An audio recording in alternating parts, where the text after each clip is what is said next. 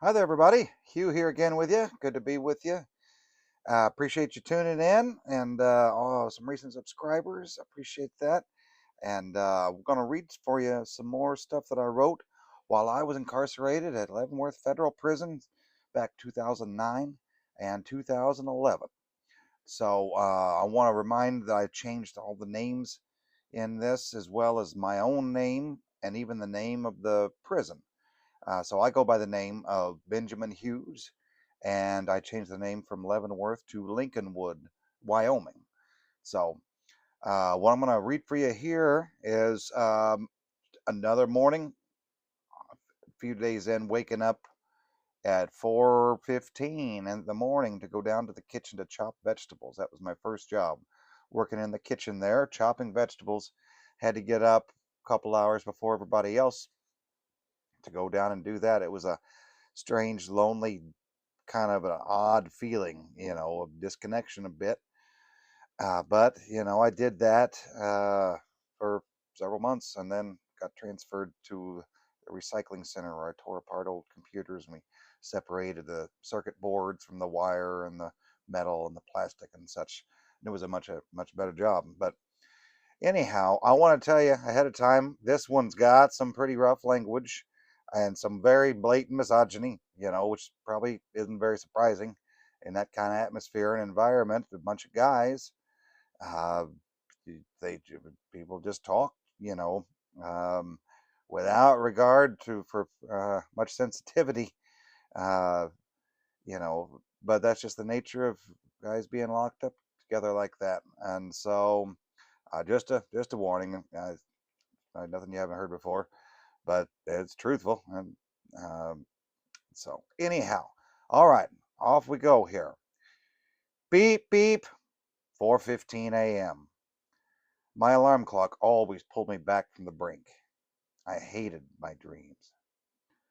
I crawled down from my bunk and planted my bare feet on the frozen cement. My khaki shirt still stunk of yesterday's onions. Laundry in a couple of days. I put it on with my pants and boots. I poured a couple of heaping spoonfuls of coffee into my cup and filled it up with hot water. Coffee was the last remaining vice from the old days, and without it, I was useless. Another addict in the kitchen referred to his coffee as his glass of drugs. I concurred. A few weeks before, one of my neighbors told me that the clip-clopping thud of my boots made him want to kill me. Likely it was just a figure of speech, but I wasn't looking for trouble, so I learned to creep through the unit in silence on my tiptoes and down the stairs into the kitchen. It became second nature to maneuver in the darkness and adjust to the shadows. The lights were on for only a few hours in the evening, and we were cave dwellers the rest of the time, surviving in the cold concrete cavern. I sat with the rest of the kitchen crew, waiting for Franz to show up. He was running late as usual, which made everyone stressed out in a rush to get breakfast ready. Not that it was going to be anything extravagant. Donuts, dry cereal or oatmeal, and maybe some fruit. On a good day, and the right time of year, it would be apples or bananas. On an average day, it would be frozen blueberries or frozen cherries. Some days we had no fruit at all.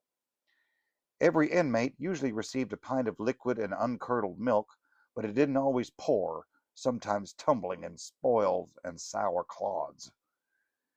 "Good morning, gentlemen," Franz said, smirking as he sauntered through the front door. I saw him one day as he came to the prison on his day off, wearing his Harley-Davidson jacket. His shiny truck blared pop country music. It was impossible for me to avoid judgment, hypocritical or not. If we'd attended high school together, he would have picked on me for my long hair and my preference for Sonic Youth and Smashing Pumpkins over Travis Tritt and Trisha Yearwood. Such presumptions on my part made me dislike Franz. Luckily, he was also an asshole. Manuel followed Franz into the outside cooler and came back with a cart full of vegetables. "I don't know why we gotta cut all this shit," Manuel said. "They still just gonna turn it all into slop." He grabbed a plastic bag still lined with chicken grease and started stuffing it with onions, tomatoes, and carrots. When he was through, there was more in the bag than there was left for us to chop. Less work for us, my man. Manuel threw the bag over his shoulder and left me alone in the kitchen.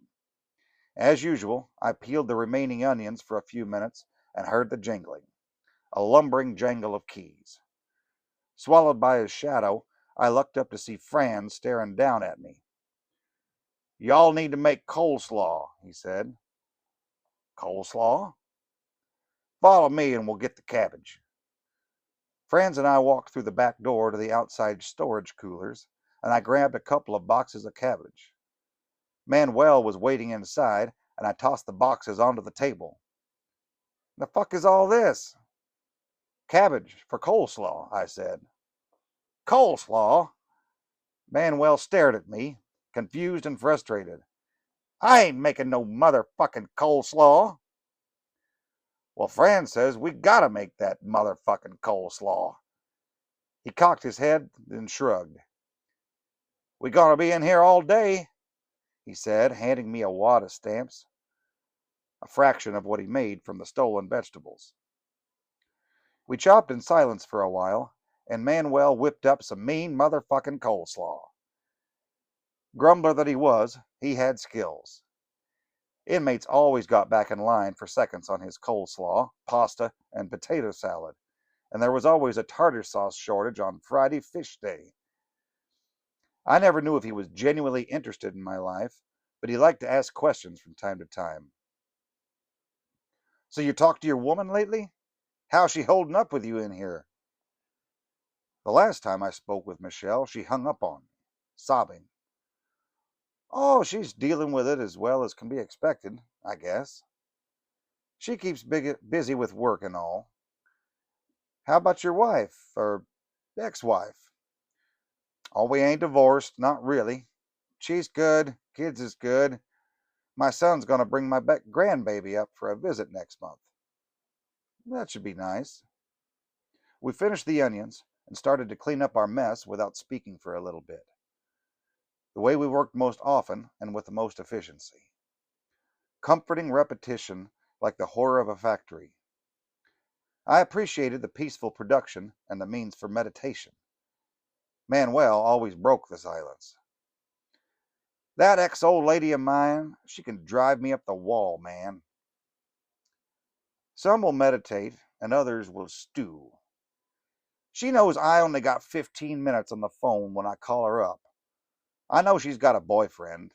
I've been down 10 years. Woman got needs just like a man. I know what time it is. Know what I'm saying? Soon as I get out, though, he gone. I hear you. I had no clue what to say. Sounded terrible to me. It's been said that I'm a good listener, and I found that if you keep listening, people keep talking because they love the sound of their own voice. Eventually, they solve their own troubles, and they thank you, or else they blame you if they choose poorly. She wants to talk about the house, my house. She's all, "The roof leaks, Manny." And I'm like, "Maybe that deadbeat old man of yours needs to get his lazy app up off the couch and learn to run a hammer, fix a shingle, smear some tar. Worthless drunk. You feel me, dog?" Manuel muttered to himself, sweeping the peelings into a dustpan. My words would have been useless anyhow. "Yes, dog, I do hear you."